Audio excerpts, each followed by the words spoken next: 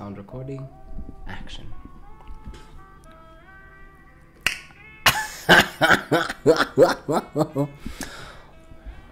Alright, you guys, this is the second video of this series that I am doing. Like, it's sort of like a beginner's guide to fitness, and today I'm going to be discussing supplements. But before I do that, the last video I did actually got quite a number of views on Instagram and 18 views on YouTube, which I'm very proud of. All 18 of you that watched, by the way, fantastic. Thank you very much. And to the rest of you on Instagram, tell a friend to tell a friend, share that shit. Let's do this.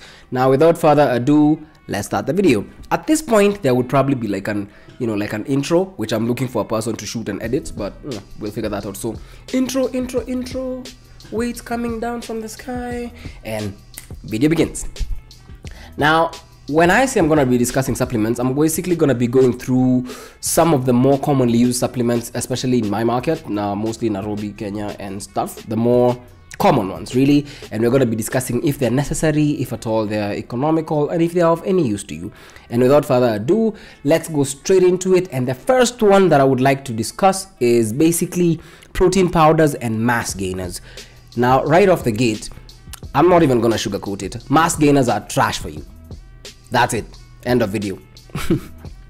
Mass gainers are pretty simple supplements, really. What they do is that they're basically peddled as a quick fix way for you to gain a lot of mass, and most of them will sell as if they're giving you mass in terms of muscle, and that's not the case.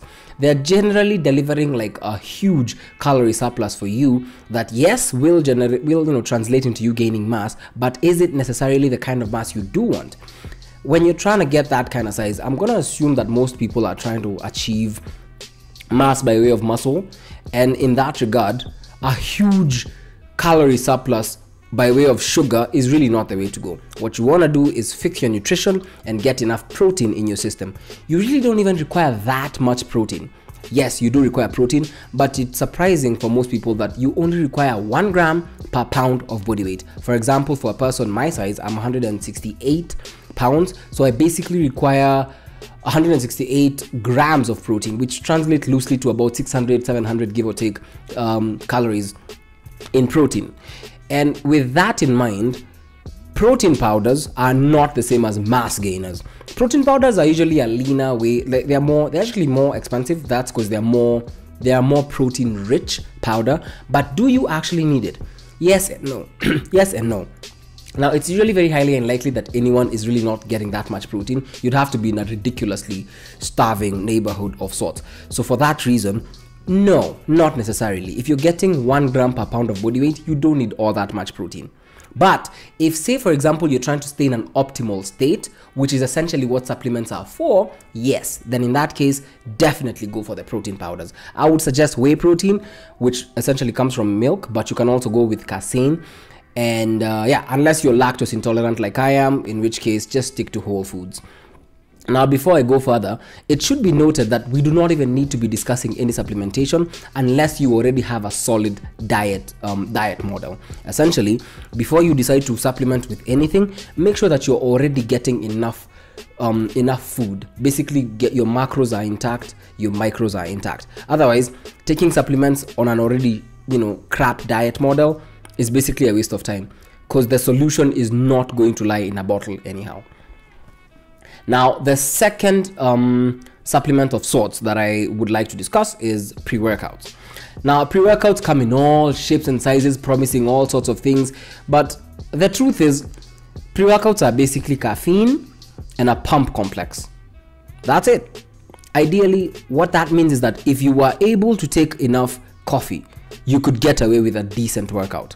However, most of these pre-workouts also have what I'm referring to as a pump complex, which essentially is beta-alanine, citrulline, and L-arginine. And I don't mean to make this sound too complicated, but what that does for you is that it just vasodilates you, which means you get a better pump.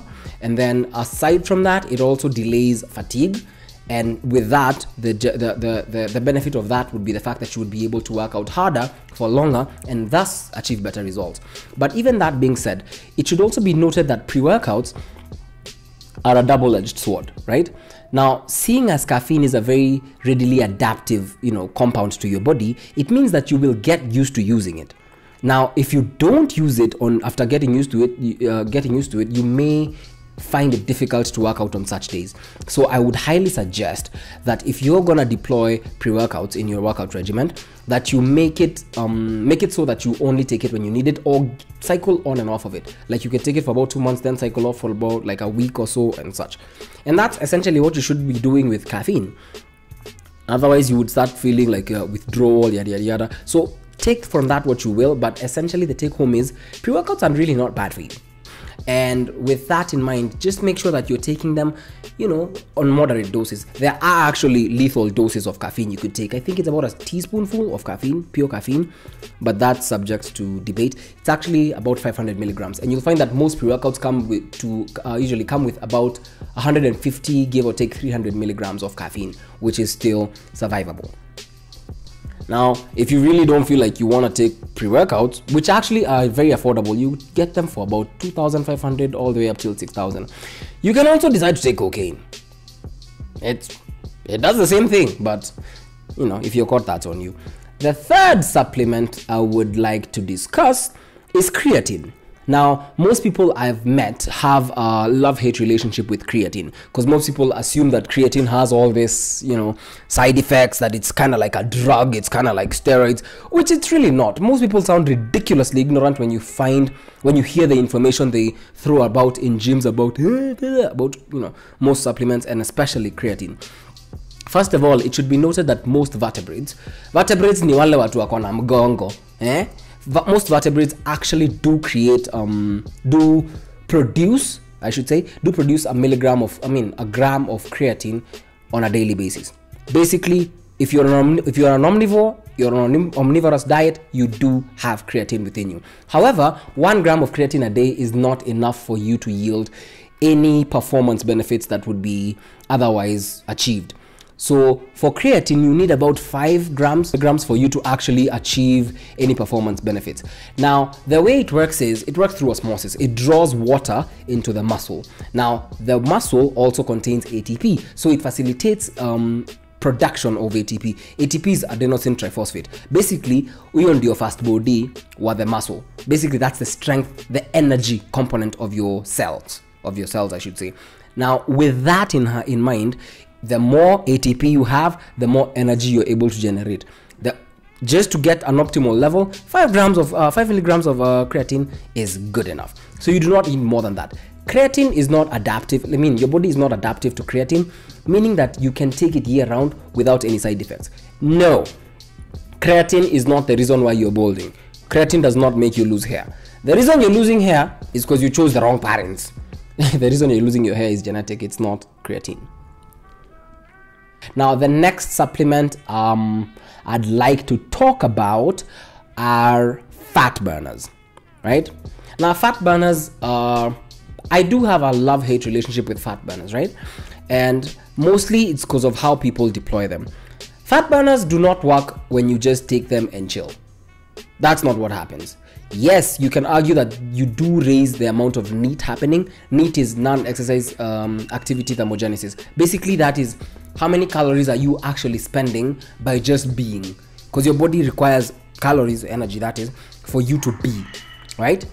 So in that respect, most people you'll find that will take fat burners and basically sit around expecting that, oh my god, the fat will melt away. No, that's not how it works. The more energy you expend, the more energy you require.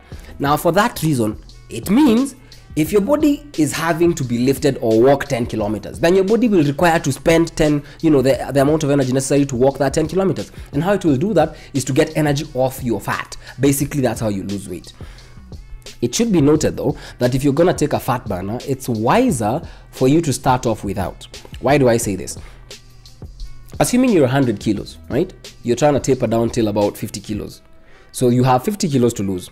If you started by just exercising and watching how much you're eating, you're already losing fat. You're losing weight and fat. And fat in itself is energy. So keep losing that weight without the fat burner for as far as you can.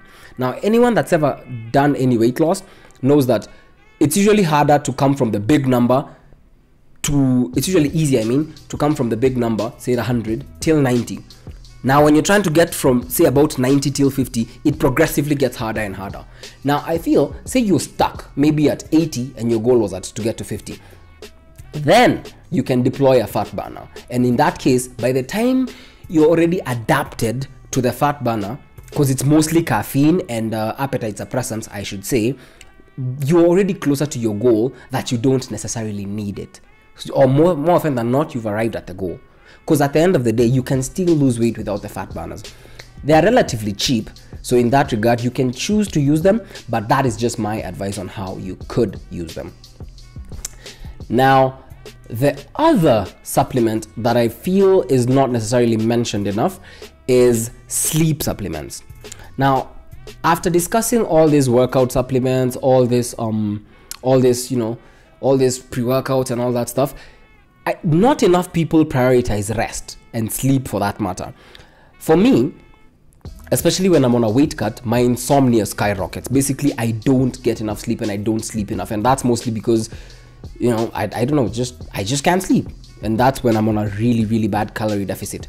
And for that reason, I find that sleep supplements should be just as prioritized, if not more, because the better you recover, the better your workouts get. The less you recover, the shittier they are.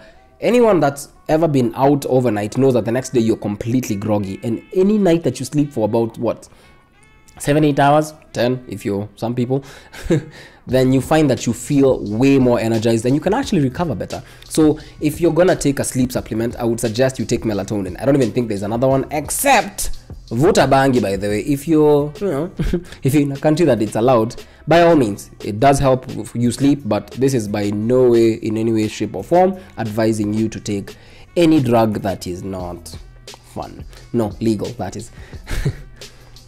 Now, the last thing I'd like to discuss is BCAAs, branched chain amino acids. Now that we're already on the theme of recovery, right? Now, if you're sleeping enough, you're feeding enough, then BCAAs, which I should mention are branched chain amino acids, and EAAs, essential amino acids, are really not going to be necessary because you would already be getting the benefits of the protein that you're taking, such that you don't necessarily need it.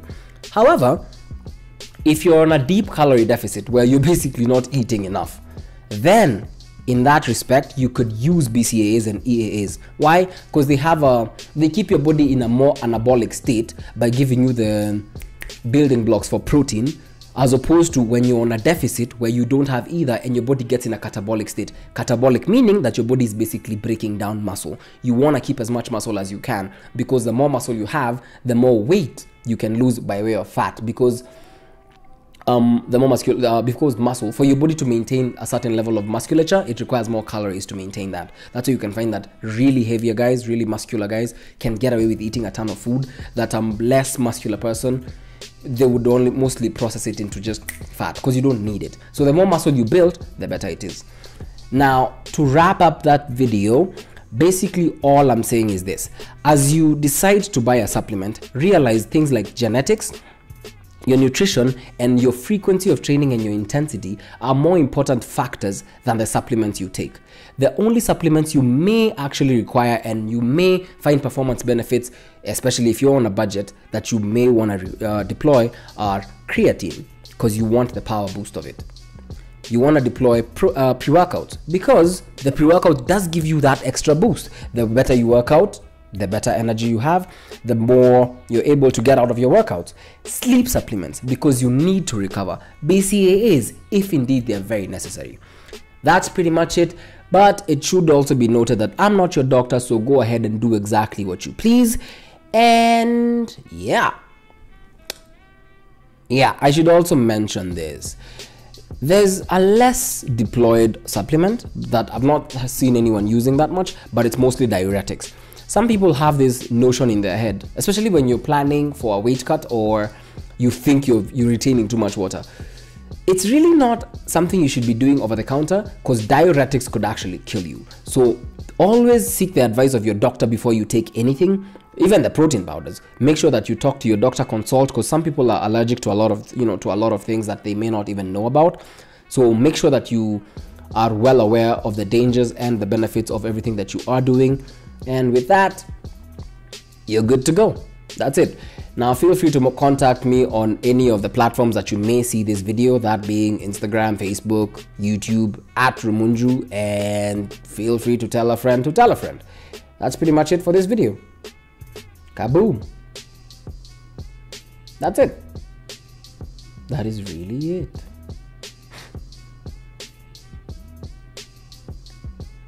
That's it actually. Fuck yeah.